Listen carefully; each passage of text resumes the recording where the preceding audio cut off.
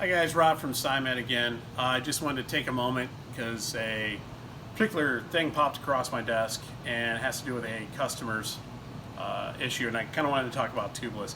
A lot of customers, this one in particular mentioned it as well, a lot of customers have problems getting tubeless or tires off of tubeless ready rims.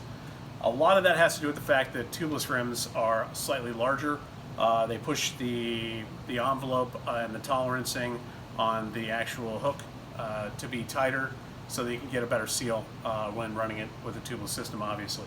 The problem is then when you run with particular tires, some are tighter than others, there's more of an interference fit than there ever was before. So what is for somebody like me who's doing tires all day long, swapping tires is not a big deal. For a lot of riders, they find all of a sudden with a new wheel set that they're out on a ride, they got a flat, and they feel like they absolutely can't remove the tire at all.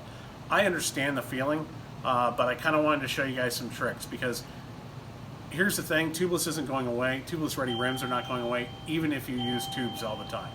So what we do first is I'm going to let the air out to kind of show you. But when you first let the air out, you'll notice the bead is pretty much locked onto the rim all the way around. You have to break that bead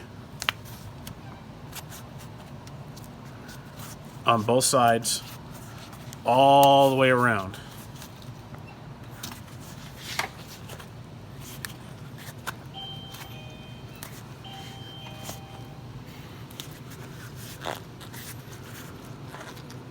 Once you've done that, before you remove the tire, you need to make sure that you've got both sides of that bead pushed together and in the center channel on the rim.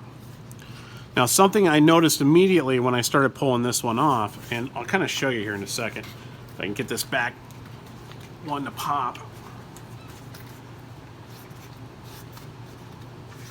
Once you get that tire, both of the beads, into this deep center channel,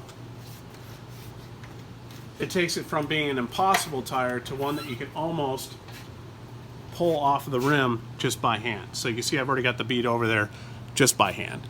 I don't have it pulled off, of course. I would still use a tire lever to get that done.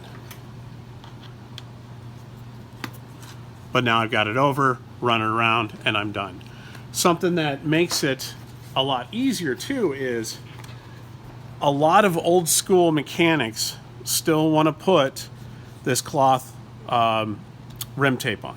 Cloth rim tape was amazing, great stuff. It's saved a lot of problems over the years, but it's done its job. It's done. Cloth rim tape has no place on a tubeless ready rim. Only from the standpoint of it's still a great product, we still love it, but the thing is, it doesn't stay in place as well on a tubeless ready rim. In addition to that, it's very thick.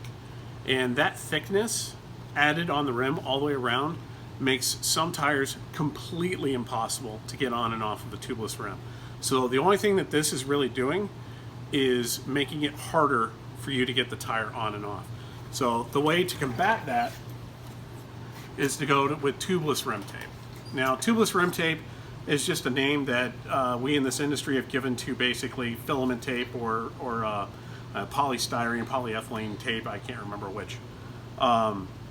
It's the same tape that a lot of manufacturers use to tape drawers shut on appliances when they are shipping them. So if you remember opening your refrigerator when you bought a new refrigerator and you had to take this little piece off of every single one of the drawers, it's the same tape. All you're really going to do with that is drop it into the channel on the rim, push it down all the way into the deep part of the channel, and you're going to go all the way around it. You want 2 layers of it in order to help assure that at 100-120 psi you're not going to extrude the tire through the spoke holes. So it still has to do the job of a rim tape. But even though we call this tubeless tape, you can use it as regular rim tape. There's nothing about it that makes it tubeless specific. So it's just a really thin material that we can use as a rim tape that keeps tubes from extruding out into the rim. So if you're having a ton of problems getting tubeless tires on and off, this is the very first thing that I would recommend, to make sure that you've got a tubeless rim tape on there and then work on your technique of actually getting the bead of the tire into the deep channel.